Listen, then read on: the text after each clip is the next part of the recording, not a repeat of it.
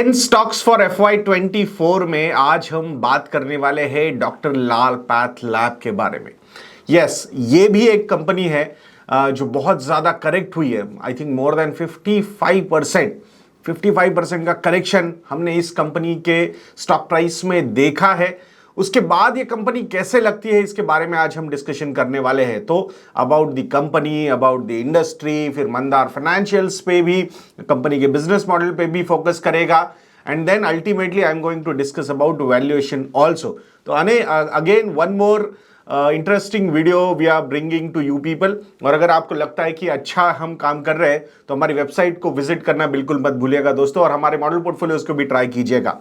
So doctor Lal path lab, ये जो company है लीडिंग एक डायग्नोस्टिक फर्म है। मतलब ये जो पैथोलॉजी टेस्ट होते हैं, रेडियोलॉजी टेस्ट होते हैं, तो इसमें इंडिया में ऑर्गेनाइज्ड प्ले में ये नंबर 1 कंपनी है।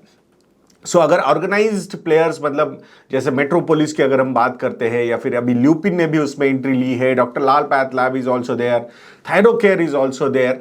तो ये ऐसी है जो company, even we have seen कि Mukesh Ambani group is also interested in entering into this particular business. तो काफी ल्यूक्रेटिव बिजनेस है, तो इसके बारे में समझेंगे। तो ये अभी with 50% market share leading company है, 50% in organised this chain, diagnostic chain की अगर हम बात करते हैं। तो ये जो कंपनी है इसके 2 वर्टिकल्स में ये काम करती है। एक होता है पैथोलॉजी टेस्ट और दूसरा जो होता है वो होता है रेडियोलॉजी टेस्ट। सो पैथोलॉजी टेस्ट मतलब जो टिपिकली हम ब्लड सैंपल्स, यूरिन सैंपल्स वगैरह देके जो टेस्ट करते हैं तो उसको पैथोलॉजी टेस्ट बोलते हैं। और रेडियोलॉजी टेस्ट मतलब जाके वहां पे आपको जो टेस्ट लिए जाते हैं, मतलब इन पर्सन आपका वहां पे जाना जरूरी है, वो घर से कलेक्ट नहीं किए जा सकते ये सैंपल्स फॉर एग्जाम्पल। तो ये ऐसा इनके 2 मॉडल्स है। सो 95% जो रेवेन्यू आता है वो पैथोलॉजी टेस्ट से आता है कंपनी को, and around 5% is from radiology test. और ये रेडियोलॉजी टेस्ट जो होते हैं ये महंगे भी होते हैं, और ये जो टेस्ट है इसमें भी मतलब एक ग्रोथ का काफी अच्छा स्कोप कंपनी के पास अवेलेबल है। तो ये भी हमें समझना है यहाँ पे होगा। तो अब ये जो इनका पैथोलॉजी टेस्ट वाला जो 95% रेवेन्यू जहां से आता है, इसका अगर थोड़ा सा बिजनेस समझने की कोशिश करते तो ये एक हब एंड स्पोक मॉडल चलाते। मतलब इनके पास एक नेशनल रेफरेंस लेबोरेटरी है, उसके बाद 276 रीजनल लैब्स है इनके पास, जहां कलेक्शन पॉइंट्स जो होते हैं, मतलब सैंपल कलेक्शन पॉइंट्स या फिर पेशेंट कलेक्शन जो सेंटर्स होते हैं, तो वहां से सैंपल सेंटर्स, तो ये ऐसे अराउंड 15,000 प्लस इनके पास सेंटर्स है। तो जो रीजनल लैब के अंडर ये सारी चीजें वहां से वो सेंटर से कलेक्ट होता है सैंपल्स और रीजनल लैब्स को जाता है। अगर रीजनल लैब कैपेबल नहीं है वो पर्टिकुलर टेस्ट लेने के लिए तो वो नेशनल लैब को भेजा जाता है। सो दैट्स हाउ ये एक हब एंड स्पोक मॉडल है और काफी स्केलेबल ये मॉडल है। और जहां पे पैथोलॉजी टेस्ट की हम बात कर रहे हैं तो उसमें तो ये मॉडल बहुत ही बढ़िया तरीके से वर्कआउट होता है। अब थोड़ा सा डायग्नोस्टिक इंडस्ट्री के बारे में समझेंगे, इंडिया की डायग्नोस्टिक इंडस्ट्री कैसी है। सो ये जो पैथोलॉजी टेस्ट है, पर 1000 पॉपुलेशन कितने टेस्ट होते हैं इंडिया में? 1111 टेस्ट होते हैं। मतलब अभी आपको लगेगा यार हर एक आदमी एक टेस्ट करता है ऑन एन एवरेज, ऐसा लग रहा है। तो ये नंबर भले ही हम अगर एवरेज निकालेंगे तो वैसा दिखेगा, but it is not true. यहां आउट ऑफ 1000 हार्डली 200 250 लोग या 300 लोग ही टेस्ट करवाते हैं। Reason behind that because multiple test होते हैं वहां पे, या फिर वो नंबर और भी नीचे हो सकता है। वैसा कोई बाइफर्केशन हमें कहीं पे मिला नहीं है। तो what I am trying to say, scope काफी बड़ा है। स्कोप कैसे बड़ा है? बिकॉज ब्राजील ये जो एक इमर्जिंग इकोनॉमी है, तो वो इकोनॉमी में पर 1000 पॉपुलेशन 5924 टेस्ट होते हैं। अगर ऑस्ट्रेलिया की बात हम करते हैं तो पर 1000 पॉपुलेशन 10,000 टेस्ट होते हैं।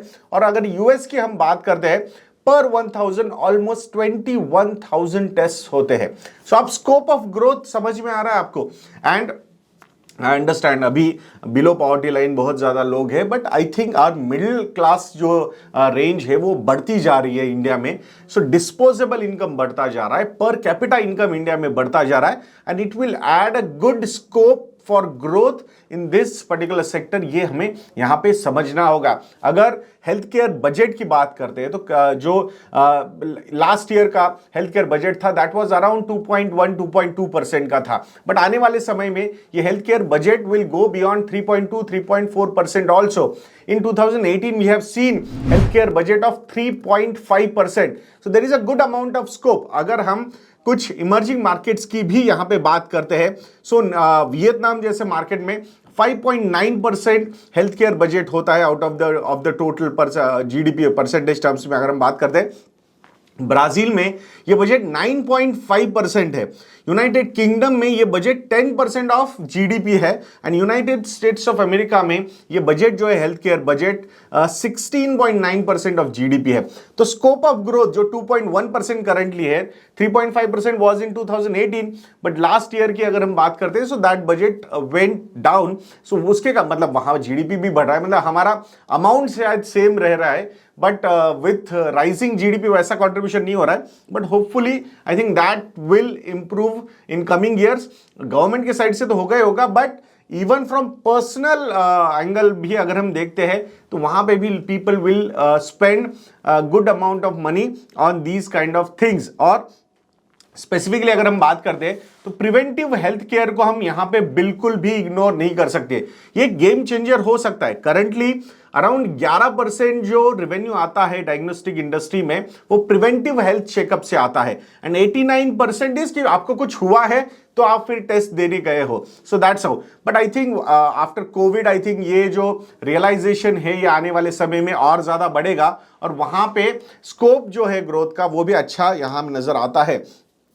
देन यहां अब ये जो प्रिवेंटिव हेल्थ चेकअप्स वगैरह होते हैं तो ऑब्वियसली जो छोटे ब्रांड्स है, लोकल ब्रांड्स है, they will not be able to spend more on that, but compare to that अगर हम बात करते हैं तो ये जो ब्रांड्स है they definitely have a good organized play. So marketing budgets, advertising budgets वगैरह इनके पास काफी अच्छे होंगे। बीइंग अ ब्रांड, बड़े जो मल्टी स्पेशलिटी हॉस्पिटल नहीं बोल रहा हूं मैं, बट जो हॉस्पिटल्स होते हैं I think they will like to tie up with an organised player जहां पे ब्रांड वगैरह अच्छा हो and people can rely on that. So ये भी एक चीज यहां पे देखने जैसी है। So I think diagnostics chains के लिए, ऑर्गेनाइज्ड प्लेयर्स के लिए यहां पे स्कोप बहुत ही ज्यादा है। अगर अभी मार्केट शेयर के पॉइंट ऑफ व्यू से हम बात करते हैं तो वो एक बहुत बड़ा फैक्टर यहां मुझे ग्रोथ के लिए दिखता है। सो स्टैंड अलोन सेंटर्स जो है all over India contribute around 45 to 50% of this. कितना? 45 to 50% ऑफ दिस जो है स्टैंड अलोन सेंटर्स वो कंट्रीब्यूट करते हैं in this health care market, diagnostic market. Hospitals based centers जो है they contribute around 35 to 40% to this industry and organized players जो है वो 12 to 17% है। बट ऑर्गेनाइज्ड प्लेयर्स में भी दो फैक्टर है। सो एक जो है रीजनल चेन्स है, they contribute 60 to 65% of this 12 to 17%, मतलब अराउंड यहां पे 7 to 9% जो कंट्रीब्यूशन आता है वो आता है रीजनल चेन से, और जो बचा हुआ कंट्रीब्यूशन है around 4 to 7% that comes from multi regional organized players और diagnostic centers like doctor Lal path labs और मेट्रोपोलिस और वी कैन से थायरोकेयर वगैरह। तो ये जो चीज है मतलब effectively this particular percentage will grow to on an, मतलब ऐसे एक प्रेडिक्शंस है कि अराउंड अगर कंजर्वेटिव अप्रोच भी रखेंगे हम over the period of next 10 years, so this contribution will be around 20% from current जो हम ऑर्गेनाइज प्लेयर्स की अगर हम बात कर रहे हैं जो अराउंड 5 to 6% है, दैट विल गो टू 20%, और अगर अच्छा और उससे होता है तो अराउंड 25 to 28% तक भी वो ग्रो हो सकता है मार्केट शेयर। तो अब समझ में आ रहा है आपको कि कितना बड़ा स्कोप यहां पे अवेलेबल है इस पर्टिकुलर इंडस्ट्री के लिए। अब यहां ऑर्गेनाइज प्लेयर्स का एज क्यों नजर आता है? एक तो कॉम्प्लेक्स टेस्ट जो होते हैं वो ये जो छोटे प्लेयर्स होते हैं उनके पास अवेलेबल नहीं होता। Even hospitals also do not spend too much on those equipments, तो वहां पे भी शायद टाइप्स वगैरह हो सकते हैं। तो कॉम्प्लेक्स टेस्ट के लिए ये organize players are better placed. Doctors का जो ट्रस्ट है वो हायर साइड पे है with these big organized players, because big brands are also there and lot of things are at stake. So definitely अगर कुछ कॉम्प्लेक्स टेस्ट होते हैं तो वहां पे doctors will prefer these organized players. Bigger reach भी इनके पास है, I think reach is also quite good. Then expansion के लिए बजट्स भी होते हैं, री इन्वेस्टमेंट ऑफ प्रॉफिट्स वगैरह, ये सारी चीजें जो होती है एक बिजनेस अप्रोच है. एंड प्लस लिस्टेड प्लेयर्स है तो obviously I think from growth point of view also एक फोकस जो होता है एक बिजनेस की तरह चलाने का ज्यादा वहां पे हो सकता है. स्मॉलर प्लेयर्स जो है वो रेगुलेटरी स्टैंडर्ड्स को सही तरीके से अडेयर नहीं कर पाते, या फिर स्ट्रिक्ट अगर रेगुलेटरी चीजें आती है तो वहां पे smaller players can find it quite difficult. Plus जो मास लेवल पे जो टेस्ट होते हैं वहां पे कैपिंग लग सकती है. सो जैसे हमने कोविड में देखा था, गवर्नमेंट ने कैपिंग लगा दी उस टेस्ट की प्राइसिंग के लिए. तो ये सारी चीजें अगर हम देखेंगे तो डेफिनेटली ये बड़े प्लेयर्स जो है they are better placed. And complex test जो मुश्किल टेस्ट होते हैं तो वहां पे कोई capping regulatory point of view से होती नहीं है. So I think that is also very good scope for growth. And plus जैसे हमने बताया कि रेडियोलॉजी टेस्ट में अभी से 5% का रेवेन्यू शेयर है इनके पास, तो आई थिंक वहां पे भी एक अच्छा खासा स्कोप अवेलेबल है. सो ओवरऑल अगर आप देखते हो तो इस इंडस्ट्री में I think organized players will do really well. And that's why players like Lupin हो या फिर मुकेश अंबानी ग्रुप हो, they are interested in entering into this market. Even Tatas ने भी जो 1mg का एक्विजिशन किया और उसके बाद इसमें एक एंट्री लेने की कोशिश की, थोड़ा सा प्राइस वॉर करने की कोशिश वहां पे हुई है. But I still feel that कि to gain that market share वो सारी चीजें हो सकती है. बट वो जो प्राइस वॉर है मुझे लगता है ऑर्गेनाइज प्लेयर्स से ज्यादा वो अनऑर्गेनाइज प्लेयर्स पे ज्यादा भारी पड़ेगा, because they don't have capacity to have a war, price war with these big players. ये भी हमने यहाँ पे समझना होगा. अब थोड़ा सा कंपनी के बारे में, फाइनेंशियल्स के बारे में मंदर आप लोगों के साथ बात करेगा. एंड अल्टीमेटली लास्ट सेक्शन में I am going to talk about valuation. चलिए अब बात करते हैं डॉक्टर लाल के फाइनेंशियल एस्पेक्ट्स की, यानी कुछ नंबर्स मैं आपके सामने यहाँ पर रखना चाहूंगा. अगर हम बात करें उनके पेशेंट सर्विस सेंटर्स की तो वो मार्च 15 के 1340 के नंबर से अभी मार्च 22 में 4700 हो गए हैं. यानी ये ग्रोथ है that is at a CAGR almost 20%. अगर हम पिकअप पॉइंट्स की भी बात करें तो वहां पर ग्रोथ इज समवेयर अराउंड 9%. तो यहां पर हम देख सकते हैं कि जो उनके स्पोक्स है, हब एंड स्पोक मॉडल आपने समझ लिया होगा, उसमें जो स्पोक्स है, जो फाइनल स्पोक्स है, वहां पर ग्रोथ काफी रोबस्ट दिख रही है यहाँ पे. एंड कलेक्शन सेंटर्स का जो नंबर है वो काफी अच्छे हेल्दी इंक्रीज यहाँ पर दिखा रहा है. अगर हम ज्योग्राफिकल मिक्स की बात करें डॉक्टर लाल के केस में तो यहां पर कंपनी का 62% रेवेन्यू नॉर्थ ऑफ इंडिया से आता है, यानी north region of the country यही 62% रेवेन्यू कंपनी के लिए लाता है. उसमें भी अगर हम बात करें दिल्ली NCR रीजन की, then this region alone accounts for 34% of the company's revenue. यानी आप समझ सकते हैं यहां से कि दिल्ली NCR रीजन कितना की है कंपनी के लिए. एंड दिस ऑल्सो शोज कि कंपनी एक रीजन में अगर अपना ब्रांड अच्छे से एस्टैब्लिश करती है तो वो कंपनी के लिए कितना significant amount of revenue generate कर पाता है, ये हमें यहाँ पर दिख रहा है. So over a longer term company जैसे जैसे बाकी सिटीज में अगर अपनी ब्रांड इमेज अच्छी बना पाता है, अगर अपना नेटवर्क अच्छा बना पाता है, then that can result in a lot of scaling of revenues. अब हम बात करेंगे इनके एक स्पेसिफिक प्रोडक्ट की, and that is their Swasth fit package. ये एक बंडल पैकेज होता है. बंडल पैकेज यानी बहुत सारे टेस्ट एक साथ पेशेंट को बेचे जाते हैं. ये यूजुअली प्रिवेंटिव चेकअप्स में होता है, जहां पर एक पेशेंट जनरली एक डायग्नोस्टिक लैब में आता है बाय सेइंग कि he wants to do a complete health checkup, full body checkup है. अगर कोई स्पेसिफिक डायबिटीज बेस्ड पेशेंट्स है तो उनके कुछ अलग टेस्ट होंगे, तो वो यहाँ पर होते हैं. तो इसे हम बंडल्ड पैकेज कहते हैं, जहां पर various types of tests are package into a single service. ये किसी भी डायग्नोस्टिक कंपनी के लिए बहुत इंपॉर्टेंट रेवेन्यू जनरेटर है, क्योंकि यहाँ पर कंपनी सबसे अच्छे मार्जिन बनाता है.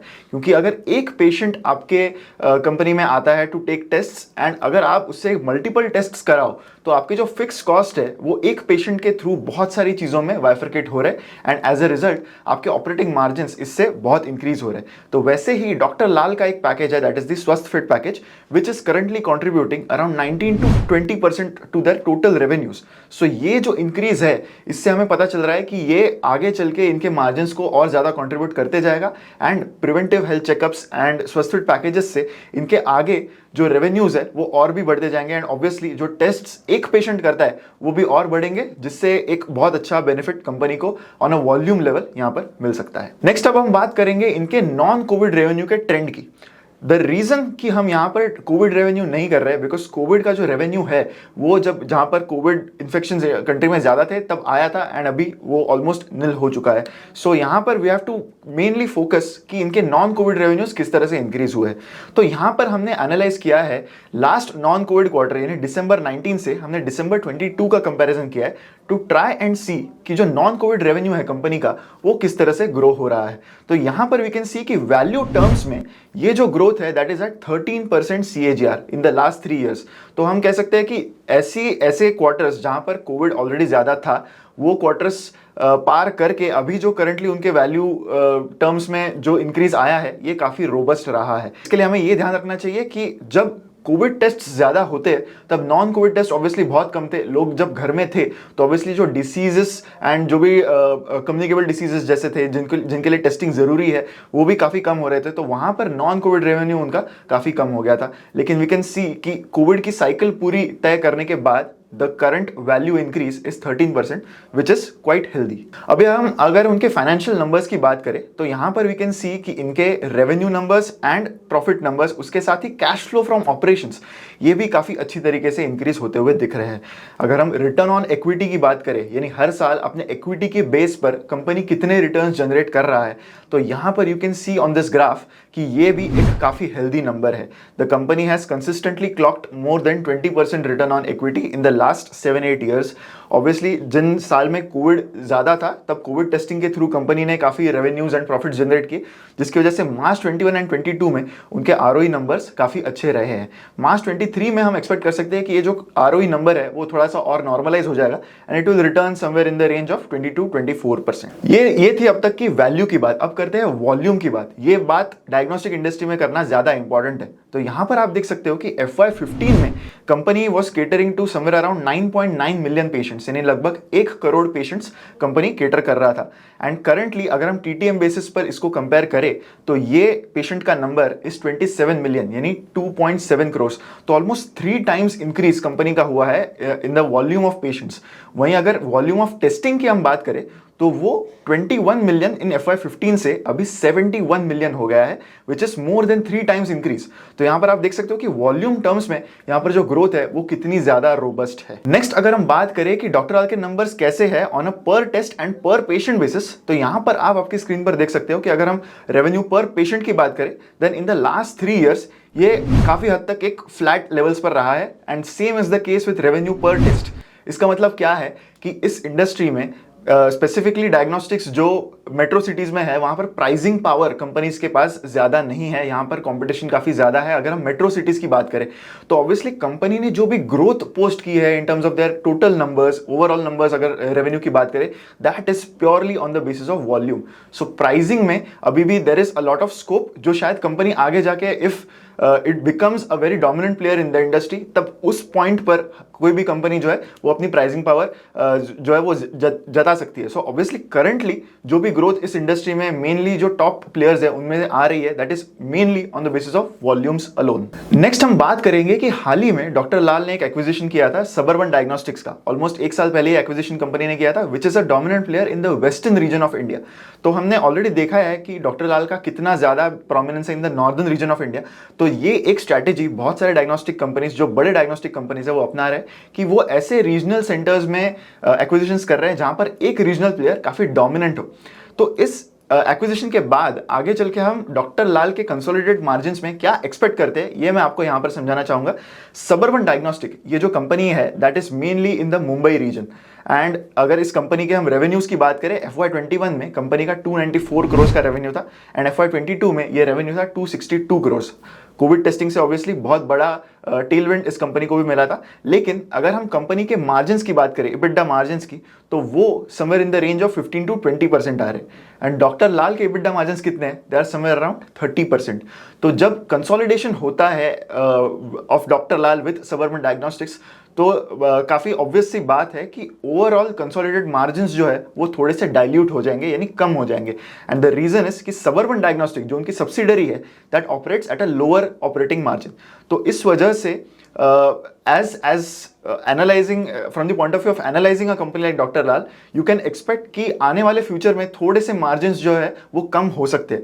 लेकिन एक कम मार्जिन वाली कंपनी में डॉक्टर लाल ने एक्विजिशंस क्यों किया होगा? तो उसका रीजन काफी क्लियर है कि करंटली मार्जिन कम है, लेकिन जब इंटीग्रेशन होता है किसी भी एक लोकल प्लेयर के साथ एंड आगे चल के जब सिनर्जीज यहाँ पर मिलने लगेगी डॉक्टर लाल को, तो ऐसा हम एक्सपेक्ट कर सकते हैं कि डॉक्टर लाल ने जैसा अपना खुद का फ्रेंचाइज बिल्ड किया है वैसा ही वो उनके सब्सिडरीज में करेंगे through their network operations, and एक सिमिलर वर्किंग कंडीशन जो होगी, सिमिलर सिस्टम के अंडर जब वो आएंगे तब हम एक्सपेक्ट कर सकते हैं कि लॉन्गर टर्म में जो डॉक्टर लाल के स्टैंड अलोन मार्जिन है वो कहीं ना कहीं रेप्लिकेट हो सकते हैं उनकी सब्सिडरी में, एंड तब जाके on a higher revenue base company can even post higher margin. So जब भी एक मार्जिन डायल्यूशन की बात आती है तब then you have to understand कि अगर लॉन्ग टर्म में ये गेम डॉक्टर लाल का ऑफ एक्वायरिंग गुड कंपनीज वो अगर चल गया तो इससे लॉन्गर टर्म में बहुत ज्यादा वैल्यू क्रिएट हो सकती है। अब डायग्नोस्टिक इंडस्ट्री में जब भी बात होती है करंटली, तब हमेशा बात होती है राइजिंग कंपटीशन की। बहुत सारे कंपनीज यहां पर आने की कोशिश कर रहे हैं। फार्मीज यहां पर बहुत अग्रेसिव हो गया है। टाटा 1mg ने लास्ट ईयर काफी एग्रेसिवली उनकी मार्केटिंग की थी of the diagnostic services. Lupin जो एक फार्मा बेस्ड कंपनी है, उन्होंने भी रिसेंटली उनके प्लान अनाउंस किए थे टू फोरे इनटू डायग्नोस्टिक्स। सो यहां पर बात डायग्नोस्टिक में कंपटीशन की बहुत ज्यादा हो रही है। तो कॉम्पिटिटिव स्पेस जो है, कॉम्पिटिटिव लैंडस्केप जो है, वो क्या इन कंपनीज को अफेक्ट करता है, ये हम इस वीडियो में आगे जानेंगे। तो हमने कुछ रिसर्च किया about the test prices of some of the basic tests that happen. ये हमने एक मुंबई रीजन में एनालिसिस किया हुआ है ऑफ देयर प्राइसेस जो उनके वेबसाइट पर है। तो आप आपकी स्क्रीन पर इस वक्त देख सकते हो कि कैसे कुछ 4 की टेस्ट्स की प्राइसेस रेंज कर रही है for a lot of competitors and doctor Lal path labs. So for example अगर मैं एक यहाँ पर एग्जांपल लेना चाहूँ कि थायराइड प्रोफाइल का जो टेस्ट है, तो उसमें doctor Lal path labs has priced it at 550 rupees. Metropolis की प्राइसिंग सिमिलर रेंज पर है। थायरोकेयर टेक्नोलॉजीज थोड़ा सा एक्सपेंसिव है यहाँ पर currently eight 700 rupees. Tata 1mg जब लास्ट ईयर आया था तब उन्होंने एग्रेसिवली इस टेस्ट को जो है वो मार्केट किया था by saying that they are doing this discounted pricing at ₹100। But currently अगर हम एज ऑन डेट की प्राइसिंग देखें तो they have already retracted to a normal level that is around 320 rupees. अभी भी थोड़ा सा डिस्काउंटेड प्राइसिंग है उनका, लेकिन उन्होंने डिस्काउंट जो है वो काफी हद तक कम कर दिए हैं। तो ये एक क्लियर है कि यहाँ पर डिस्काउंटेड प्राइसिंग जो है वो बहुत टाइम तक नहीं चल सकता। कंपनी को ये भी सोचना पड़ेगा कि वो कितने टाइम तक अपना कैश जो है वो बर्न करते रहेंगे, क्योंकि ये ऐसी कमोडिटी नहीं है जो डायरेक्टली प्राइस पर चल सकती है। यहाँ पर ट्रस्ट भी बहुत इंपॉर्टेंट चीज है। तो ये एक चीज यहाँ पर हमें देखनी होगी कि डिस्काउंटेड प्राइसिंग कितना चल सकेगा, इस पर अभी भी काफी डाउट्स है। बहुत सारे प्लेयर जो है वो ऑलरेडी अपने प्राइसिंग जो है वो नॉर्मल लेवल्स पर लाना शुरू कर रहे हैं। अब नेक्स्ट मैं एक इंटरेस्टिंग स्लाइड आपको पेश करना चाहूंगा which is from a competitor of doctor Lal that is metropolis labs. यहां पर उन्होंने एक सर्वे किया था फ्रॉम अ थर्ड पार्टी कि क्या चीजें हैं जो डिटरमाइन करती है कि एक पेशेंट कौन सी डायग्नोस्टिक लैब चूज कर रहा है। This is very important to understand the competitive intensity, क्योंकि अगर कोई ऐसी सर्विस है जहां पर प्राइस बहुत ज्यादा इंपॉर्टेंट फैक्टर है तो ऑब्वियसली डिस्काउंटेड प्राइसिंग से आप बहुत सारे वॉल्यूम्स जो है वो अपनी तरफ ला सकते हो। तो इस सर्वे के मुताबिक अगर हम टेस्टिंग को 3 अलग अलग सेक्टर्स में डिवाइड करते हैं, that is acute, chronic and preventive. तो एक्यूट टेस्टिंग वो होता है जो एक इमरजेंसी सर्विस पर आपको कोई टेस्टिंग की जरूरत है। फॉर एग्जांपल अगर आपको ठीक नहीं है एंड डॉक्टर रिकमेंड्स कि आप फॉर एग्जांपल जॉन्डिस की कोई टेस्ट करा ले, तो उससे हम एक्यूट टेस्टिंग कहते हैं। Chronic testing is mainly diabetic patients जिनको टेस्टिंग काफ़ी एक नॉर्मल ड्यूरेशन में हर फ्रीक्वेंसी से करनी पड़ती है। And preventive testing is obviously health care checkup जैसी टेस्टिंग जो होती है वो। तो अगर हम मेट्रो सिटीज़ या नॉन मेट्रो सिटीज़ की भी बात करें, एक्यूट टेस्टिंग में the factor that is most important to determine कि लोग कौन सी डायग्नोस्टिक लैब चूज करेंगे, that is the doctor recommendation. Top 4 factors में in fact price is a very low priority. तो यहां पर जो चीज सबसे ज्यादा इंपॉर्टेंट है दैट इज कि डॉक्टर कौन सी डायग्नोस्टिक लैब रेकमेंड कर रहा है, टर्न अराउंड टाइम कितना है टेस्ट का, यानी आप टेस्ट करने के बाद कितने देर में आपको रिपोर्ट मिल रही है, टेस्ट की एक्यूरेसी कैसी है, अच्छी है। ये इस पर डिपेंड करता है कि लोग कितना ट्रस्ट करते हैं या फिर डॉक्टर्स कितना ट्रस्ट करते हैं उस लैब को। And almost 80% of volumes in diagnostic industry are acute testing volumes, जिन्हें एक इमरजेंसी सर्विस पर जो है वो इमरजेंसी बेसिस पर टेस्टिंग करानी है। सो हम यहाँ पर देख सकते हैं कि price is not a very high determinant in terms of कौन सी डायग्नोस्टिक लैब पेशेंट चूज करने वाला है। तो ये हमें कॉम्पिटिटिव इंटेंसिटी जानने में बहुत ध्यान में रखना होगा कि अगर नई कंपटीशन यहाँ पर आती है तो नए प्लेयर्स जो आ रहे हैं वो अगर लो प्राइस से आएंगे तो इसका फायदा होगा या नहीं होगा। ये इस सर्वे से तो ऐसे लग रहा है कि doctor recommendation is the one that makes the most impact. So यहाँ पर ऑब्वियसली डिस्काउंटेड प्राइसिंग से मार्केट को पेनिट्रेट करना उतना ईजी नहीं होने वाला। So that was it about the financial aspect of the video. Valuation aspect जानने के लिए इस वीडियो में बने रहिए। सो अब वैल्यूएशन पे बात करते हैं। सो वैल्यूएशन में 58% का करेक्शन हमने देखा है। इतना बड़ा करेक्शन पहले देखा गया है क्या डॉक्टर लाल पैथलैब्स में? तो नहीं। 38% का करेक्शन 2016 और 17 में देखा गया था। 2020 में 25% का ही करेक्शन हुआ था। उसके बाद एक फेनोमेनल रैली स्टॉक ने ली थी। तो ये जो 58% का करेक्शन है, उसके पहले की रैली, इतनी बड़ी लंबी रैली भी डॉक्टर लाल पैथलैब्स ने कभी नहीं देखी थी। ये समझना भी बहुत ज्यादा जरूरी है। अगर मैं 1 ईयर, 3 ईयर, 5 ईयर के मीडियन पी रेशियो या ईवी टू एबिटा की बात करूंगा तो वहां पे definitely current valuations will be looking quite attractive, but I think let's not focus too much on that. जो सिनारियो एनालिसिस हमने एक मेथड शुरू किया है उस पर थोड़ा सा फोकस करते हैं। तो यहां पे 3 scenarios I am going to discuss, conservative, moderate and aggressive. तो पहली बात करते हैं कि अभी इंडिया का जो डायग्नोस्टिक मार्केट है वो $10 बिलियन का है। कितना? $10 बिलियन। 10 साल में जो 10% की अगर हम एक कंजर्वेटिव ग्रोथ एक्सपेक्ट करते हैं इस इंडस्ट्री में, so in 10 years this industry will become $26 billion industry, from 10 billion to $26 billion. अगर 11% से बढ़ता है तो $28 बिलियन की इंडस्ट्री होगी, और 12% से अगर ये मार्केट बढ़ता है सो देन $31 बिलियन की ये इंडस्ट्री हो सकती है। So overall market size will be $26 billion conservative, $28 billion moderate and $31 billion aggressive. अब ऑर्गेनाइज्ड चेन्स का जो करंट मार्केट शेयर है, जो बड़े, ये मल्टी रीजनल में बात कर रहा हूं, नॉट रीजनल, मल्टी रीजनल, सो वहां पे सिर्फ 5% का है। और ये market share can grow to 20% from the conservative side, from moderate side 22% and aggressive side से 28% तक वो बढ़ सकता है। So अगर conservative side में भी हम बात करते हैं, so in next 10 years this industry will be मतलब organized players की industry जो होगी वो $5.2 बिलियन की होगी। अगर मॉडरेट साइड से देखते हैं तो $6.25 बिलियन की, एंड अगर एग्रेसिव साइड से देखते हैं तो $8.7 बिलियन की ये इंडस्ट्री हो सकती है। डॉक्टर लाल पैथलैब का करंट मार्केट शेयर जो है ऑर्गेनाइज्ड प्लेयर्स में, मल्टी रीजनल में, that is around 50%, but let's say कि उनका कंजर्वेटिव एंगल से हम देखते हैं तो 30% ही मार्केट शेयर रहेगा, 35% मॉडरेट साइड से एंड 40% एग्रेसिव साइड से। सो effectively doctor Lal PathLabs can have revenue, अगर कंजर्वेटिव साइड से देखते हैं तो $1.56 बिलियन, अगर मॉडरेट साइड से देखते हैं तो $2.19 बिलियन, एंड एग्रेसिव साइड से अगर हम देखते हैं तो $3.48 बिलियन का ये रेवेन्यू हो सकता है।